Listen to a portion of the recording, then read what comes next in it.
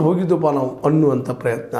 ಅದೇ ರೀತಿ ಪರಮೇಶ್ವರ್ ಅವ್ರಿಗೂ ಗೊತ್ತು, ಪರಮೇಶ್ವರ್ ತಾನು ಮುಖ್ಯಮಂತ್ರಿ ಆಗಪ್ಪ ದಲಿತ ಕೋಟದಲ್ಲಿ ಅಂತ ಉಳಿದಿದ್ದಾರೆ.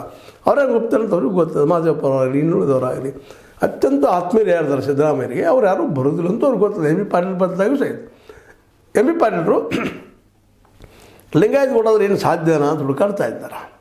ಹೀಗಾಗಿ ಇವ್ರು ಹೋಗಿದ್ದು ಒಂದು ಯಾವುದೋ ಬೇರೆ ಉದ್ದೇಶದಿಂದ ಹೋಗಿದ್ದಾರೆ. ನಾಳೆ ಹೈಕಮಾಂಡ್ರೆ ಯಾರು ಸೂಚನೆ ಕೊಟ್ಟಿರ್ಬೋದು, ಅವ್ರು ವಿಶ್ವಾಸ ತೊಗೊಳ್ರಂತೆ, ಆ ಕಾರಣ ಹೋಗಿದ್ದಾರೆ.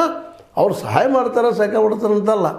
ಇದೆಲ್ಲಕ್ಕಿಂತಲೂ ಇನ್ನೊಂದು ಸಾಫ್ಟ್ ಕಾರಣ ಮಾಡಬೇಕಾಗಿದೆ. ಈ ಸಲ ತುರ್ತು ಅವ್ರಿಗೆ ಅಧ್ಯಕ್ಷ ಸ್ಥಾನ ತಮ್ಮಂದು ಉಳಿಬೇಕಾಗಿದೆ ಡಿ ಕೆ ಶಿವಕುಮಾರ್ ಅವರಿಗೆ. ಜೊತೆಗೆ ಉಪಮುಖ್ಯಮಂತ್ರಿ ತಾವು ಒಬ್ಬರೇ ಆಗಬೇಕಾಗಿದೆ. ಜೊತೆಗೆ ನೀರಾವರಿ ಮಿನಿಸ್ಟರ್ಶಿಪ್ ಆಯಿತು, ಅಥವಾ ಬೆಂಗಳೂರಿನ ಇನ್ನೊಂದು ಮಿನಿಸ್ಟರ್ಶಿಪ್ ಆಯಿತು, ನಗರ ಇದ್ರದ್ದು ಅವೆರಡೂ ಉಳಿಸ್ಕೋಬೇಕಾಗಿದೆ. ಇನ್ನೊಬ್ಬರು ಉಪಮುಖ್ಯಮಂತ್ರಿ ಆಗೋದು ಬೇಡ ಆಗ್ಯದ 2028 ಸಿದ್ದರಾಮಯ್ಯರಂದ್ರೆ ನಾನಪ್ಪ ಅನ್ನೋದು ತೋರಿಸ್ಕೊಳ್ಳೋದು ಬೇಕಾಗ್ಯದ. ಇವೆಲ್ಲ ನೆಲೆಯಲ್ಲಿ ಅವರು ಒಂದೇನೋ ಪ್ರಯತ್ನ ಮಾಡಿದ್ದಾರೆ. ಸಹಜದ 2028 ನನಗೆ ಸಿಗಲಪ್ಪ ಅನ್ನೋಂಥ ಅವ್ರಿಗೆ ಪಾಪ ಆಸೆ ಅದ. ಅದಕ್ಕೆ ನನಗೆ ಬೆಂಬಲ ಕಡೆಯಿಂದ ಒಂದಿಷ್ಟು ಮೇಲಿನ ಏನೇನು ಹೇಗೆ ಕೊಡಿಸೋದು ಮಾಡೋದು. ಆದರೆ ತಾವಂದ್ರೆ ಏನು ಹೇಳೋದು, ನಮಗೇನು ರೀ ನಮ್ಮ ವೇದ ವಾಕ್ಯ ಸಿದ್ದರಾಮಯ್ಯ ಹೇಳಿದಂಥದ್ದು, ಅವ್ರ ಮಾತು ನಾವು ಮೀರಿ ಹೋಗೋದಿಲ್ಲ. ನಾವಿಬ್ಬರು ಕೂಡಿ ಹೋಗ್ತೀವಿ, ಫೆವಿಕಾಲ್ ಜಂಟಿಯಾಗಿ ಹೋಗ್ತೀವಿ, ಕೂಡಿ ವರ್ಕ್ ಮಾಡ್ತೀವಿ. ಸಿದ್ದರಾಮಯ್ಯ ಹೇಳ್ತಾರೆ, ಇವರು ಹೇಳ್ತಾರೆ. ಆದರೆ ಹೇಳುವಲ್ಲೇ ಇಬ್ಬರದು ಒಂದು ಗುರಿ ಬೇರೆ ಬೇರೆ ಕಡೆ ಇರ್ತದೆ.